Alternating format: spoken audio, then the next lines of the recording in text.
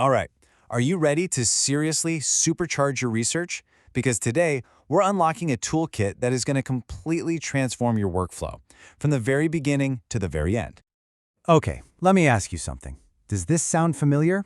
You are just drowning in a sea of research papers, fighting with manual citations, and you're just thinking, there has to be a better way to do this. Well, guess what? There is, and you've come to the right place. And look, the solution isn't some single magic bullet. Nope, we're talking about 50, 50, powerful tools that are ready to streamline literally every part of your research process.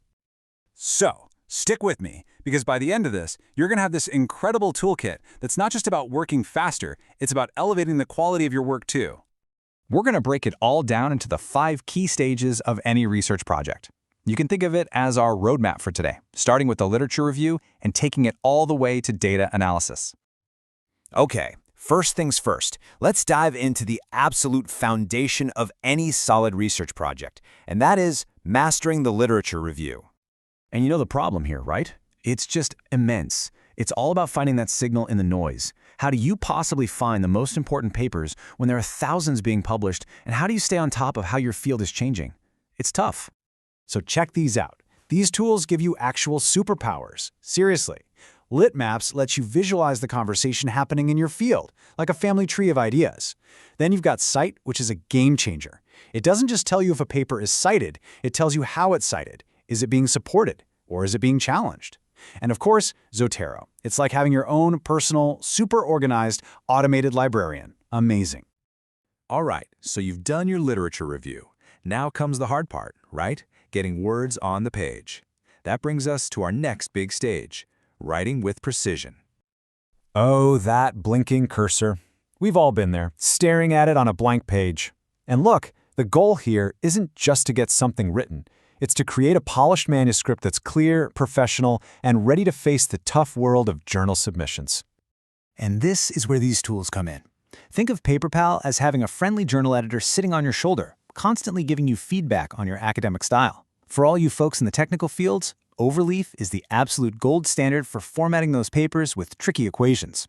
And then there's the Hemingway editor. I love this one. It helps you slice through that dense academic jargon so your brilliant ideas can actually shine through. You know, you can't be a great writer without being a great reader. But with that mountain of papers we talked about, how on earth do you read effectively? Well, let's talk about getting some reading superpowers. Because the real problem isn't just getting through the words, is it? It's about actually understanding and remembering what you read. You need to pull out the key insights from tons of papers, and you just don't have weeks to do it. This is all about efficiency. Check this out. Scholarcy uses AI to basically create a cheat sheet for any paper, boiling an hour of reading down to just a few minutes. Scribe AI, that's your personal translator for all that complicated jargon. And Outread, well, it literally trains your brain to read faster and smarter. How cool is that?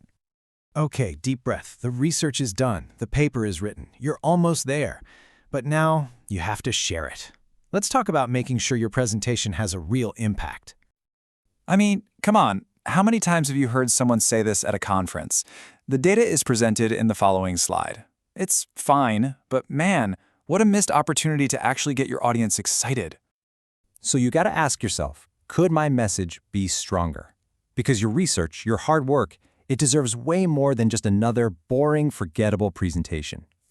The real mission here is to stop just showing data and start telling a story with it. You need to create a narrative that makes people lean in, understand what you found, and actually care about it. And these tools are basically your secret weapons for visual storytelling. Canva makes it dead simple to design a conference poster that actually looks stunning. Gamma lets you create these dynamic, interactive presentations that are just wow. And Mind the Graph? It's purpose-built for creating crystal-clear scientific infographics that make complex ideas easy to grasp. All right, we've come to the final stage, the moment of truth. This is the heart of it all, analyzing your data with confidence. And it doesn't matter what kind of data you have. Interviews, lab results, massive data sets. The challenge is always the same. How do you dig in and find the real story that's hiding in all that raw information? What's so cool here is that there's a tool for every job. And Vivo is an absolute beast for qualitative data. Think interviews and surveys. Tableau is the king of visualizing massive datasets, letting you tell incredible data stories. And hey, if you want the ultimate power tool, learning a bit of Python can let you automate your entire data workflow, a total game changer. So let's just step back and look at what we've covered. You've basically just unlocked a whole new set of research superpowers.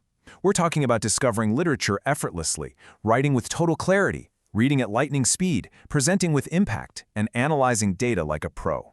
It's all about making your work more efficient, more rigorous, and way more impactful. And that brings us to the most important question of all. Because look, knowing about these tools is one thing, using them is another. So I want you to think about your biggest pain point right now, your biggest research headache. Pick just one tool from this list that could solve it and try it out today. So what's it going to be?